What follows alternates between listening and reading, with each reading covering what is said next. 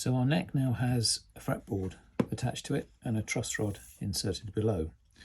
What we now need to do is we need to create the swoop effect on the headstock and drill holes for the machine heads, for the tuners. Now, when I make set neck guitars, I use a neck blank that is about 31.5 millimeters thick. This is thicker than a standard neck blank for say a Fender Stratocaster or Telecaster neck. So a standard neck blank is about 19 millimeters thick, so that when you attach the fretboard, the total thickness comes to about 25.5 millimeters or 1 inch. So it's relatively straightforward to make a Fender neck using blanks of the appropriate size and fretboards of the appropriate thickness. But in this case, I use this thicker neck blank because I think it's going to be a little stronger for a set neck. But that brings a few complications because we've got to change the thickness of the neck in different places. This is a little bit complicated because we can't just simply take material off one side. Obviously, we can't change the thickness on the fretboard side. And we do need to take some material off the back, but we also need to take some material off the front. Now, the headstock needs to be somewhere between 14 and 15 millimeters thick. And to achieve that, we've got to take some material off the front and some material off the back. And the material that we take off the back, we will continue down until we reach close to where the neck joins the body, and then we will leave the full thickness of the wood down at this end.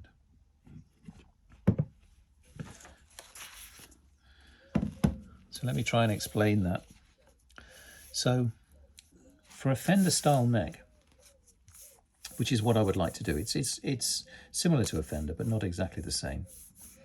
So what they have is that they have a headstock which is 14 millimeters thick, and then where the headstock joins the fretboard and the neck itself, there is a radiused curve, this swoop effect. And this is how Fender managed to achieve some break angle on the strings. So as the strings go over the nut in this position, by having this recessed headstock relative to the height of the fretboard, then it provides a break angle so that the strings are under tension over the nut and you don't get buzzing. So what we need to do with this slightly thicker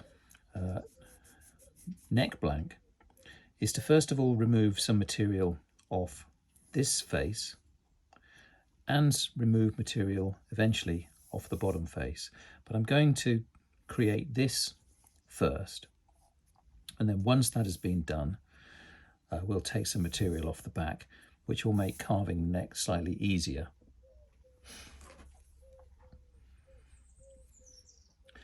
So the first process I'm going to do is I'm going to measure out exactly how much material I need to take off the top of the headstock. And what I would like is a drop of about 1 centimeter, 10 millimeters from the top of the fretboard. So the fretboard is about 6 millimeters thick. So if I take maybe 5 millimeters off here, I'll do this more accurately in a minute, but if I take off approximately 5 millimeters from this side and approximately 11 millimeters from the other side, that should leave somewhere between 14 and 15 millimeters thickness. So I'll measure that up and then we'll get on and we'll do that.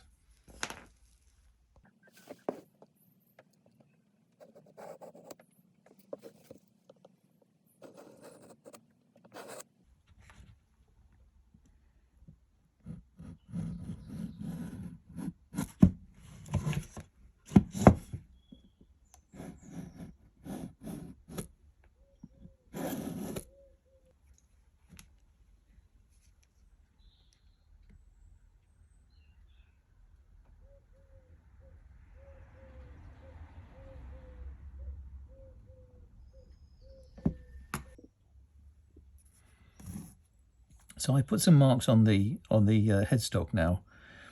So the headstock itself is 30.5 millimeters thick. So I've marked a line from the top of 5.5 millimeters and a line from the bottom of 10 millimeters. And if you do the maths, that should leave 15 millimeters in between.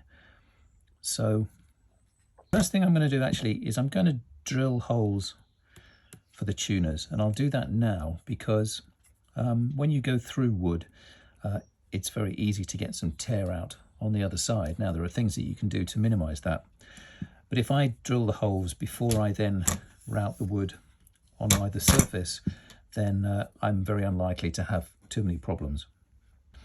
And then I'm going to remove this 5.5 millimeters from the top of the headstock, and I'm going to stop at this line here. So this is roughly the position.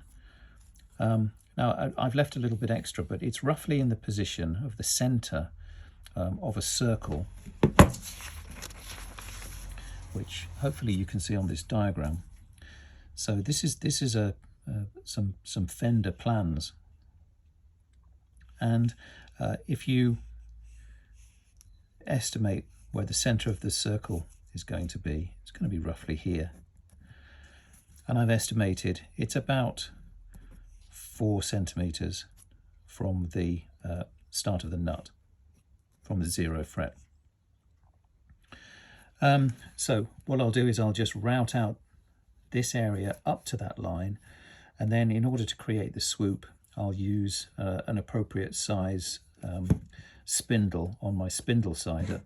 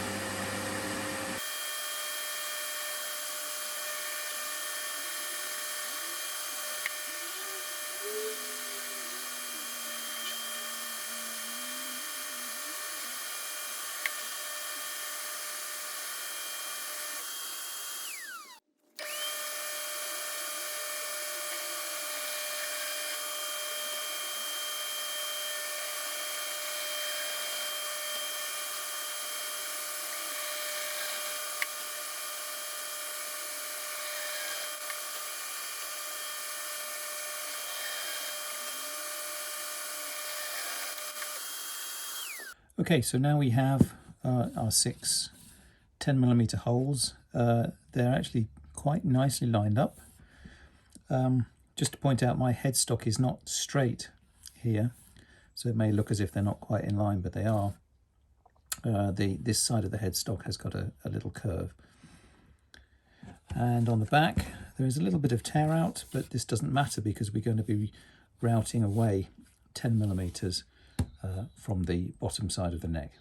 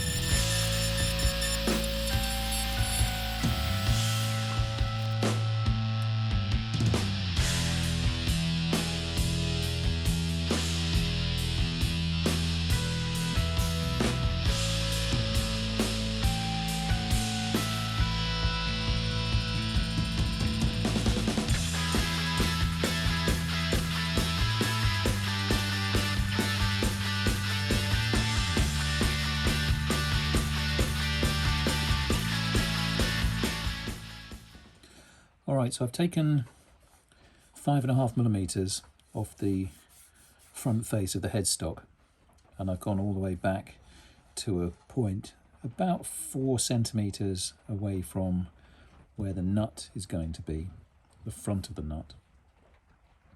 And now what I need to do is to use the oscillating spindle sander to create a radius here. So now with the spindle sander, they come with a number of different diameter spindles. This one is, I think, about 53mm, which is perfect to create the radius required for this particular headstock.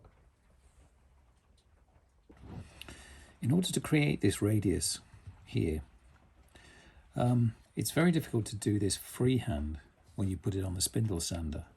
Because the neck is a strange shape, it's important to support it. And I find the easiest way to do this is to simply fasten the neck onto another piece of wood that is square, so that when this goes against the spindle sander, we're creating a radius in exactly the correct plane. So I've just attached the neck to a square piece of wood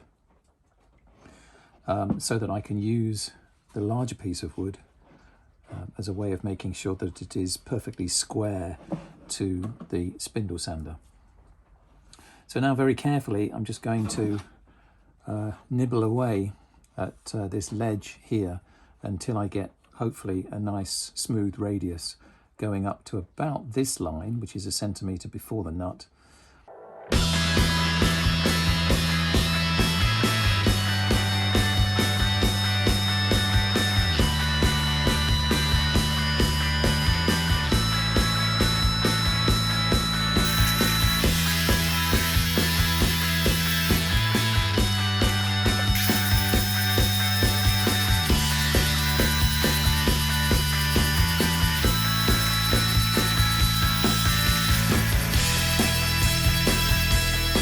So we're getting quite close now. There's a couple of millimeters still to go. The radius is starting to form. Just need to be careful, because even though this wood is supposedly square, you never quite get it square, so you need to just very carefully keep an eye on what's going on to make sure that this line merges into the headstock squarely.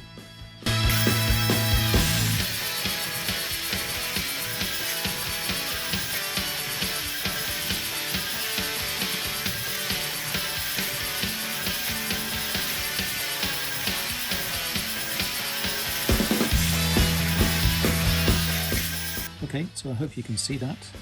We've now got a nice smooth radius going from the top of the headstock, which has been indented by 5.5mm, and this is coming through towards the fretboard, and the nut is going to, the front of the nut is going to be here, so we'll cut a slot shortly for the nut to go here. We still have to remove quite a lot of material from the back of the neck so that the neck is the correct thickness when carved. But before we do that, it's probably easier to do a few things whilst we've got the full thickness of the wood at the back. So the things that we can do, for example, would be to put slots or drill holes for the dot marker inlays. If we were going to do any inlays, we could do those now. So I think what I'll do is I will drill some holes for the fret position markers, and then think about removing some material off the back before carving the neck.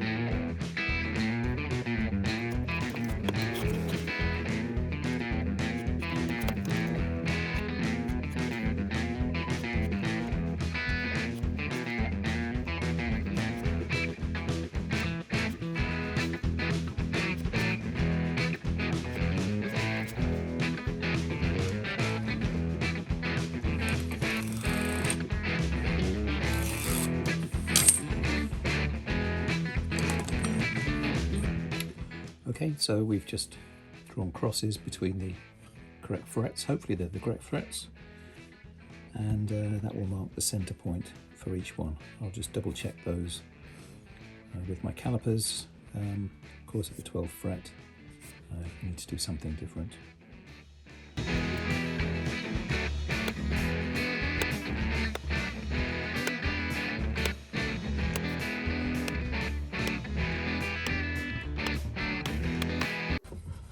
So I've drilled 6mm holes in the fretboard, and I'll inlay something a little later, but managed to tear out a little bit of the fretboard at this end during the drilling. So what I'm going to have to do, I mean, I could fill this with sawdust and super glue, but I think that might show. So what I'm going to try instead is, I've got this tiny little bit of fretboard that is left over from the original fretboard that I made, and it fits, well, the grain of the wood just extends below. So what I'll do is I'll just cut out a small piece and see if I can glue that in, and hopefully that won't show at all. So I've carved out a tiny little bit of fretboard and just put that in place, and used thin super glue to just make sure that it's firmly in place. And then I'll just give this a few minutes to dry, and then sand it down, and then just carve out to make sure that I can get my inlay in. Hopefully we won't be able to see that. Okay, so it's not completely invisible, but it's pretty good because the grain matches so well. And hopefully once the inlay is in, that won't be visible at all.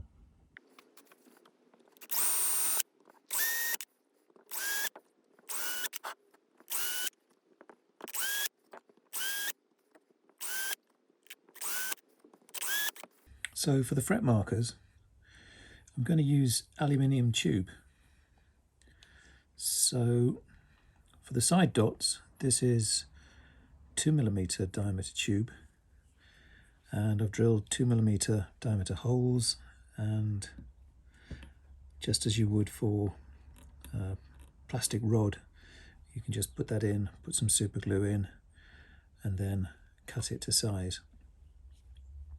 Same sort of thing is going to be for the markers, the fret markers on the front face of the fretboard, but in this case I've made a couple of examples of some styles of fret marker that I quite like. These are again made from aluminium tube, but the center part of the inlay has got an off-center tube, and then it's been surrounded with epoxy. And I've made a couple of these. One is green and one is blue, because I think I'm probably going to make this guitar green, possibly blue, and this would match the body of the guitar.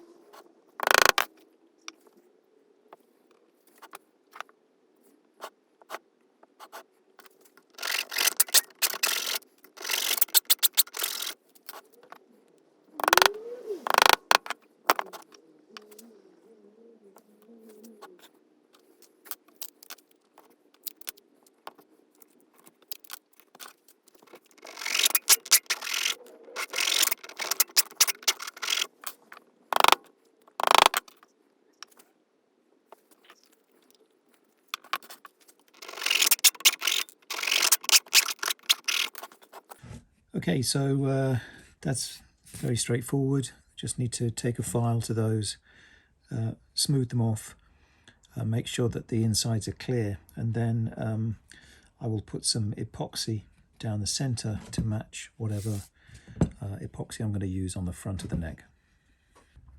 So the side dots are now in. I filed them down and just made sure that the center of the holes are clean, and when the time comes I will just add some epoxy. With this neck, I don't intend to put any binding down the sides of the fretboard. I don't think it looks great with a maple neck. So I think now's the time to take off material off the back of the neck. I need to thin it down. The headstock needs to be 14 to 15 millimeters thick, which means I need to take off about 10, possibly 11 millimeters off the back here, and I'll take that all the way down until I come close to the point where the neck is going to be set into the body. So I'll take it down to maybe around the 15th, 16th fret, something like that. It will still be slightly too thick, but I will probably then just carve the neck and carve it to the correct thickness.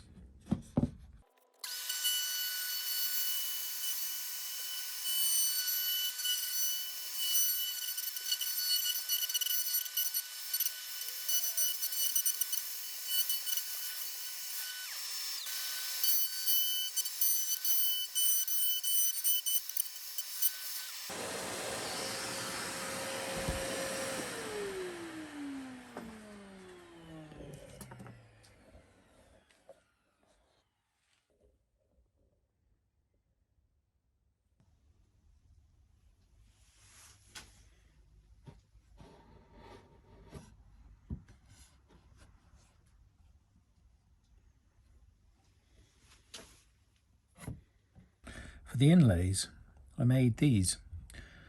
This is a 6mm aluminium tube with I think it's a 3mm diameter tube inside. It's been inset to one side eccentrically and then filled with epoxy. And I'm going to try and make the body of the guitar green. So I've made this epoxy green